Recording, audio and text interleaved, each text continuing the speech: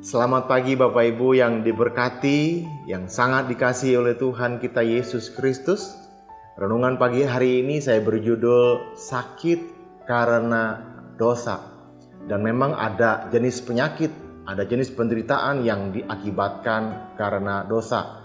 Pembacaan Alkitab kita dari Mazmur 38 ayat 1-2. Mazmur Daud pada waktu mempersembahkan korban peringatan. Tuhan, janganlah menghukum aku dalam gerammu dan janganlah menghajar aku dalam kepanasan murkamu, sebab anak panahmu menembus aku. Tanganmu telah turun menimpa aku. Penderitaan apa yang dirasakan oleh orang yang sedang dihukum oleh Tuhan dengan penyakit oleh karena dosa-dosanya? Tentu yang paling kentara adalah rasa sakit secara fisik.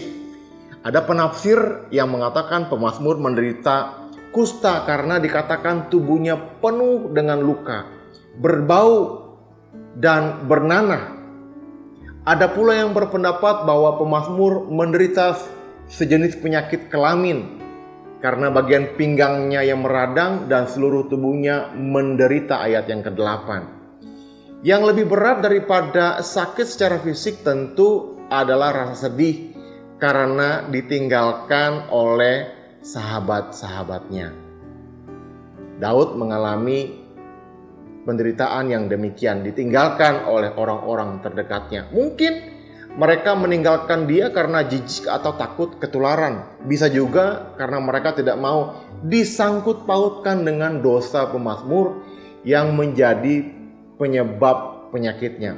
Apapun alasan mereka itu, membuktikan bahwa dosa memang tidak mengenal kesetiakawanan. Setiap orang yang berbuat dosa harus menanggung sendiri akibatnya. Belum lagi para musuh yang menggunakan kesempatan untuk menghancurkan pemazmur saat ia sedang sakit. Kiat pemazmur mengatasi hal ini adalah dengan pura-pura tuli dan bisu, berharap bisa melupakan rasa sakitnya. Kita bisa lihat di ayat yang ke-17. Tentu saja kita tahu hal itu adalah harapan kosong. Yang paling menekan pemazmur tentunya adalah kesadaran bahwa Tuhan murka terhadap dirinya, ayat yang 2-5. Tidak ada yang lebih berat daripada tangan Tuhan yang menekan dirinya. Itulah sebabnya pemazmur memohon agar Tuhan mengampuni dirinya dan segera menolong mengatasi penyakitnya, ayat yang ke-22 sampai yang ke-23. Kita bersyukur kepada Kristus karena kematiannya di kayu salib sudah menebus kita dari hukuman kekal dosa. Namun kita tidak boleh hidup dan menjadikan ini alasan kita hidup di dalam dosa. Ingatlah bahwa Tuhan akan menghukum kita karena pelanggaran kita. Oleh karena itu, cepat akui dan bereskan dosa kita di hadapan Tuhan. Dan jangan lagi bermain-main di dalamnya. Perlu kita ketahui Bapak Ibu yang dikasihi oleh Tuhan, setan tidak menang ketika kita berbuat dosa.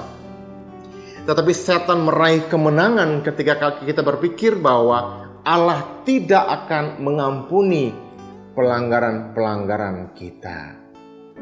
Janganlah kiranya murka Allah turun atas hidup kita karena dosa-dosa kita. Segeralah minta ampun dan janganlah berbuat dosa lagi. Mari kita berdoa.